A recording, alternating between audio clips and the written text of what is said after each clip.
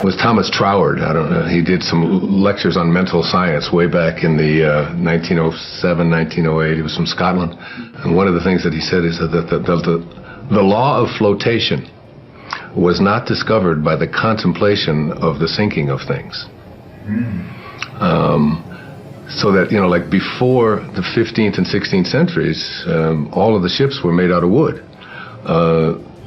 Not because iron wasn't available and steel wasn't available, but because there was a belief that wood floated. So therefore you had to make ships out of things that floated. That's literally how and then someone came along and said that it has absolutely nothing to do with what things are made out of. It has to do with the amount of water that is being dispersed. That's what determines whether something will float or not.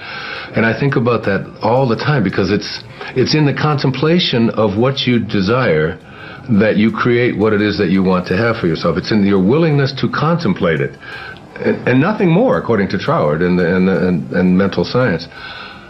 So that I think about the Wright brothers, you know, 100 or so years ago. You know, it's like, and I said the law of flying was not discovered by the contemplation of the staying on the ground of things. So that these were two people. Like for me, to figure out how to get an airplane to fly, and my limited knowledge of all of that, I would probably have contemplated the staying on the ground of things. You know, like this is what happened. But there's somebody came along and contemplated the idea that if you get enough speed going and you have the right design and you get pressure underneath something like this, and you get that this thing is going to lift off the earth. Somebody had to contemplate that idea. And everybody who contemplated that it wasn't possible, that it couldn't work, was a part of why flying didn't take place, because there was no new law discovered in the early part of the 20th century, any more than electricity was discovered by, you know, Thomas Edison or anyone like that. I mean, the ability to have electricity has always been there. Somebody has to contemplate. So it's like in your own personal life, your willingness to contemplate yourself as a person who is capable of attracting into your life what you want, having the kind of relationships that you want, being able to have abundance where you know, scarcity always exists. All you have to do is begin the process by being willing to contemplate the presence of that in your life. And I've always been a person that I can remember throughout my life as someone who could contemplate myself being able to do things that most people couldn't. And I can give you a good example. When my mother got us all back together, and we were living in Detroit, on the east side of Detroit, and we got a new television set. It was a black and white. It was a screen about this big. It was an Admiral, and we had it in our home, and it was like, oh my God, black and white television. You know, you remember Uncle Milty and all and so on. And there was a guy that was on TV. His name was Steve Allen, and he was on The Tonight Show. And I was 11, 12, 13 years old. I was born in 1940, so I was 51 or 52. And I used to stay up every night and watch The Tonight Show. Even though I had to go to school the next day, there was just something about that show, and, you know, all of the characters and smock, and all the things that Steve Allen would do on it.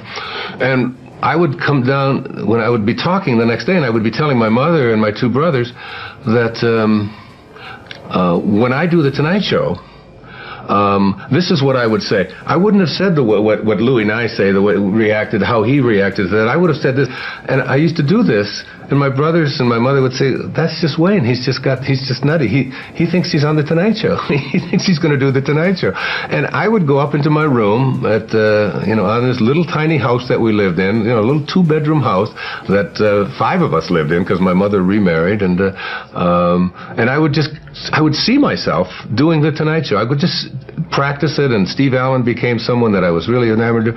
Well, you know, fast forward, I don't know, 30 years or whatever, and I've written a book, Your Erroneous Zones, and the Tonight Show calls, and they ask me if I would like to come on and do it.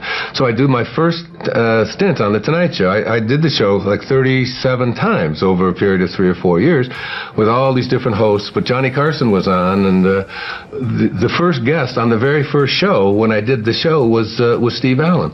And it was like something clicked in me that I had contemplated that as a child. I had always had a knowing, and I can remember sitting there talking to Johnny about this thing that, you know, and Steve Allen was sitting there right next to me, and we were talking about that kind of thing. So that by putting my attention on something, it wasn't some deliberate thing that I was doing, you know, when I was 11 or 12 years old that was designating that I was going to be a person who was going to be appearing on talk shows 30 years from now. It was just an awareness a willingness to contemplate to contemplate myself in that kind of a place. And I think the power of contemplation is the thing that most people haven't harnessed yet. And when when you harness it in your life, there's absolutely no limit to what you can attract into your life. If you absolutely stay focused on what it is that you know you're going to manifest and attract, you're not going to do it in your time.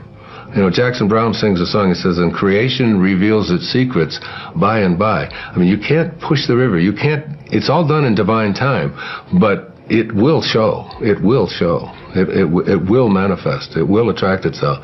And I'm never surprised any longer about anything that I put my thoughts on, that I can attract it into my life. I just absolutely know that law of attraction, and that it absolutely works. Giving up your personal history. And I learned it from a man named Carlos Castaneda, who once said that one day, he said, "I finally realized that I no longer needed a personal history. And just like drinking," he said, "I gave it up. And that, and only that, has made all the difference in the world." You know, the nice thing about giving up your personal history is that if you don't have a story, you don't have to live up to it. All of us have these bags of manure that we carry around with us, called our past, and the people who have done things to us, and the events and the circumstances, all of this stuff that we use and we bond to. And we bond ourselves to these wounds of our past, and we identify ourselves on the basis of these wounds. And every once in a while we set it down and we reach in there and we smear it all over ourselves. And then we wonder, why does my life smell so bad? I don't understand this. When in fact, the now, this moment, merging yourself into the now, means that you may have been in a relationship. I had a woman from Holland who came over to see me, whose husband had left her after 25 years. She had 4 children, and she just had been on the verge of suicide. And she was losing weight, and she was depressed, and she was taking all kinds of drugs for it, and she was getting sicker and sicker because she just couldn't get over it. And she came to a book signing that I was doing at a bookstore down in Florida. And she said, "You've got to say something to me. You've got to say something to me that will help me to get over this." And I told her this line. I said, "Give up your personal history. Merge yourself here, now, into this moment. And those 25 years are something, if you want to understand how to do it,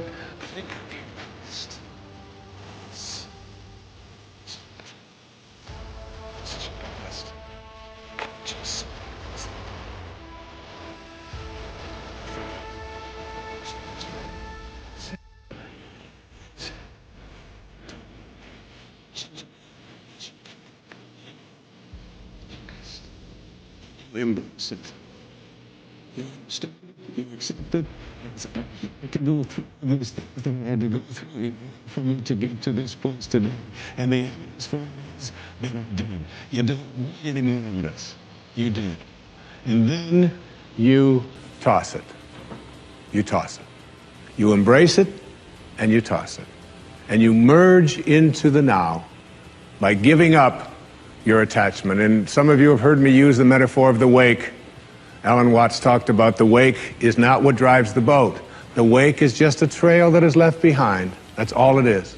And so is the wake of your life. And the wake doesn't make the boat go, and neither does the wake of your life, the reason why your life is going in the direction that it is. The wake is a trail that is left behind, and it's an illusion to believe that it is the cause of your suffering or your struggles or your difficulty. Give it up. Let it go. Embrace it, understand it, get help doing that if you must, and then move into the now. Thinking small is what gets great things done. Verse 63. Achieve greatness in little things. Take on difficulties while they are still easy. Do great things while they are still small.